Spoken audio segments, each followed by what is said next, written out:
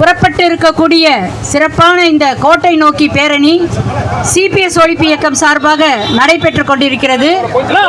இந்த இயக்கத்தினை சிறப்பாக ஏற்பாடு செய்திருக்கக்கூடிய சிபிஎஸ் ஒழிப்பு இயக்கத்தின் பொறுப்பாளர்களே, இந்த பேரணியை முறையாக துவக்கி சிறப்புரை ஆற்றுவதற்காக வருகை தந்திருக்கக்கூடிய தமிழ்நாடு அரசு ஊழியர்கள் சங்கத்தினுடைய மாநில தலைவர் அன்பு தோழர் ரமேஷ் அவர்களே, மற்றும் சங்கத்தின் மாநில நிர்வாகிகளே, பல்வேறு தோழமை சங்க நிர்வாகிகளே, இந்த பேரணியிலே திரளாக கலந்திருக்கக்கூடிய அன்பு தோழர்களே, தோழியர்களே, பத்திரிகை நண்பர்களே, ஊடக நண்பர்களே, அனைவருக்கும் என்னுடைய புரட்சிகரமான வாழ்த்துக்களையும் வணக்கங்களையும் தெரிவித்துக் கொள்கின்றேன்.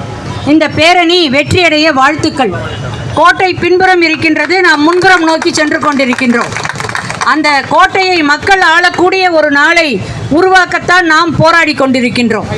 இன்றைக்கு தமிழகத்திலே 2 வழக்குகள் மக்களால் கூர்மையாக கவனித்துக் கொண்டு இருக்கப்பட்டு வருகிறது.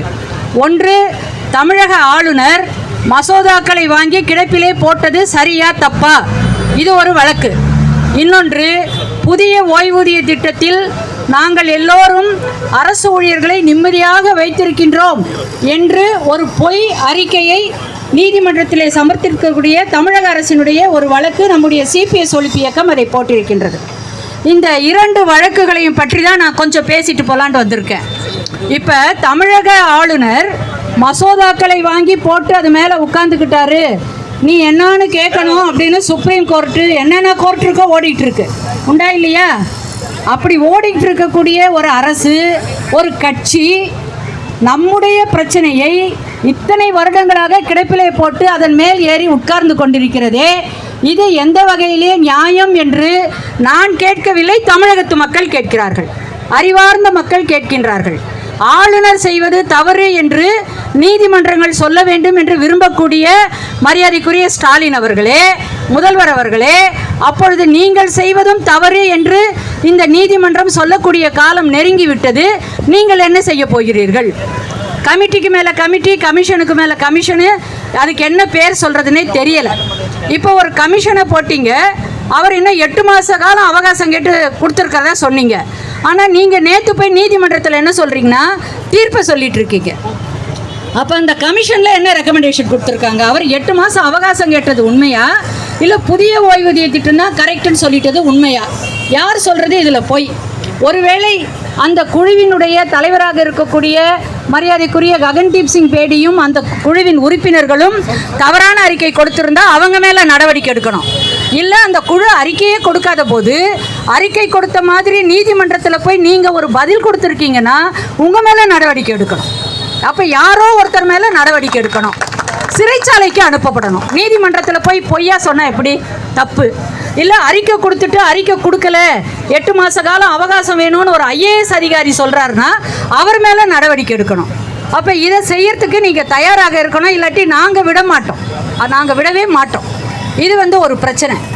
இன்னொரு பிரச்சனை உங்ககிட்ட நாங்கள் கேட்க வேண்டியது என்னன்னு சொன்னாக்கா, நீங்கள் யாரையுமே அழைத்து பேச மாட்டீங்க. யாராவது நன்றி கூறுறோன்னு சொன்னால் அவங்க மேலே தோள் கை போட்டு நீங்கள் காட்சி அளிச்சுக்கிட்டு இருக்கீங்க.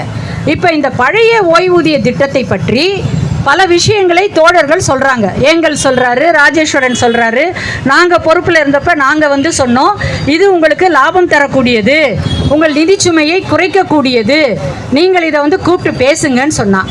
இப்போ நீங்கள் அப்போ என்ன சொன்னீங்க? ஓபிஎஸ் என்ன சொன்னார்? அவர் தான் இப்போ அமைச்சராக இருந்தார், அவரை நேரில் பார்த்து பேசணும் 5 அமைச்சர்களை. இன்னைக்கு நிதி செயலாளர் அவர் தான் இதுக்கு ஓகே சொல்ல மாட்டேங்கிறாருன்னு நீங்கள் சொல்கிறதா காதுக்கு வருது. அப்போ நிதி செயலாளர் அன்னைக்கும் என்ன சொன்னார்? சார் நாங்கள் இதெல்லாம் பற்றி ஒன்றும் ஆராயலை, நிதிநிலை அறிக்கையில் ஏற்கனவே இருக்கக்கூடியதோடு நாங்கள் அடிஷன் டெலிஷன் போட்டு அறிக்கை கொடுக்குறோன்னு சொன்னார். அதானே சொன்னார்? எல்லாருமே இருந்தோம்ல அந்த பேச்சுவார்த்தையில். அப்போ அந்த நிதி செயலாளரை இதற்கு பொறுப்பாக்கி இந்த பணம் வந்தது எங்கே, இவ்வளோ வருஷமாக என்ன பண்ணீங்க, நீங்கள் 2031 வரைக்கும் எடுத்துக்கிட்டு போகிறீங்க. அப்போ பென்ஷனே இல்லாத ஒரு மாநிலமாக இந்தியாவிலேயே தனித்துவமாக தமிழ்நாடு இருக்குன்றது உண்மையா பொய்யா? அது எப்படி பென்ஷனே இல்லாமல் ஒன்றை வச்சுக்கிட்டு இந்த பென்ஷன் திட்டத்தில் அரசு ஊழியர்களை நல்லபடியாக வச்சுக்கிட்டு இருக்கோன்னு நேற்று நீங்கள் போய் கோர்ட்டில் சொன்னீங்க. நாங்கள் என்ன சொல்கிறோம்? மதிப்பிற்குரிய காவல்துறை டிஐஜி அவர்களே, ஸ்பெஷல் எக்கனாமிக் அஃபென்சஸ் ஆக்ட்னு ஒன்று இருக்கு இல்லையா, சிறப்பு பொருளாதார குற்றப்பிரிவு. அதன் கீழ் நீங்கள் கடந்த 2003ஆம் ஆண்டிலிருந்து தமிழகத்திலே ஆட்சி புரிந்த ஆட்சியாளர்களையும் பல்வேறு விதமான நிதித்துறையிலும் பல்வேறு துறைகளில் பணிபுரிந்த சீஃப் செக்ரட்டரி உள்ளிட்ட எல்லார் மீதும் நிதி மோசடி வழக்கில் நீங்கள் அவங்க மேலே நடவடிக்கை எடுக்கணும். இது நிதி மோசடி. இது நிதி மோசடி. அரசு ஊழியரிடம் பணத்தை வாங்கி மக்களுடைய வரி பணத்திலே இருந்து எங்களுக்கு அந்த 10% வேணாம், மக்கள் வரி பணத்தை மக்களுக்கு செலவு பண்ணுன்றோம். நீங்கள் எங்கள் அக்கௌண்ட்டில் போட்டதா சொல்லி நீங்கள் மோசடி பண்ணிகிட்ருக்கீங்க. அப்போ அரசு ஊழியரிடம் வசூல் செய்து மோசடி, மக்கள் வரி பணத்தில் இருந்து அரசு ஊழியர்களுடைய அக்கௌண்ட்டுக்கு மடைமாற்றம் செய்து மோசடி. அப்போ தமிழகத்தில் இருக்கக்கூடிய 10 கோடி மக்களையும் மோசடி செய்திருக்கக்கூடிய திமுக அதிமுக ஆட்சியாளர்கள், இதற்கு துணையாக நின்றிருக்கக்கூடிய அத்தனை அரசு அதிகாரிகள் மீதும் ஒரு வழக்கு பதிவு செய்து நடவடிக்கை எடுப்பதற்கு ஒருவேளை மாநில அரசில் இருக்கக்கூடிய காவல்துறை அதிகாரிகளுக்கு தைரியம் போதவில்லை என்றால் இதில் மத்திய அரசு தலையிட வேண்டும். ஏன்னா நீங்கள் மத்திய அரசு தான் புதிய ஓய்வூதிய திட்டம்னு ஒன்று அறிவிச்சிங்க. 1/1/2004 சொன்னீங்க. தமிழக அரசு தாவிக்கிட்டு 1/4/2003 அறிவிச்சாங்க. ஆனால் இன்று வரை புதிய ஓய்வூதிய திட்டம் சரியாக வரையறுக்கப்படாததால் மத்திய அரசும் பிஎஃப்ஆர்டிஏல கொண்டு போய் பங்கு நிதியை செலுத்திய அனைத்து மாநிலங்களும் ஏதோ ஒன்றை அரசு ஊழியர்களுக்கு கொடுத்து கொண்டிருக்கின்றன. ஆனால் தமிழகத்தில் கிராஜுவிட்டி கிடையாது, பென்ஷன் கிடையாது, குடும்ப ஓய்வூதியம் கிடையாது. டெஸ்டிடியூட் விடோவோ கணவனை விட்டு ஆதரவற்ற பெண்களுக்கோ அந்த அரசு ஊழியர் இறந்து விட்டால் கொடுக்கக்கூடிய உதவித்தொகை கிடையாது. இறந்து போன அரசு ஊழியரை பற்றி கவலையே படலை. இப்படி ஒரு கொடுங்கோல் ஆட்சியை புரிந்து கொண்டிருக்கக்கூடிய தமிழக அரசு மீது மத்திய அரசு நேரடியாக நீங்கள் நடவடிக்கை எடுக்கணும் அப்படின்னும் நாங்கள் இங்கே கேட்டுக்கிறோம். எங்கள் பணத்தை நீங்கள் திருப்பி கொடுக்குறீங்க. இப்போ 2016 திருப்பி கொடுக்குறீங்க. அது ஒரு மோசடி இல்லையா?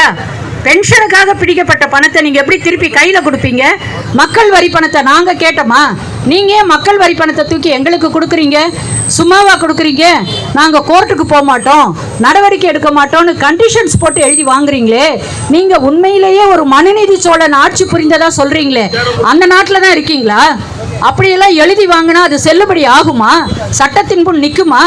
அப்போ சட்டத்தின் முன் செல்லுபடியாகாத வாக்குறுதிகளை பெற்று அப்பாவி அரசு ஊழியர்களை மிரட்டி தான் கட்டின பணமாவது வந்தால் போதுன்ற ஒரு மனநிலையை உருவாக்கி மக்களையும் அரசு ஊழியர்களையும் ஏமாற்றி கொண்டிருக்கக்கூடிய அரசியல்வாதிகள் மீதும் துணை நிற்கக்கூடிய அதிகாரிகள் மீதும் நடவடிக்கை எடுத்து இந்த ஊழலில் இருந்து அனைவரையும் விடுவிக்க வேண்டும் என்று கேட்டுக்கொண்டு அந்த நடவடிக்கை எடுக்கும் வரை இந்த போராட்டம் தொடரும்.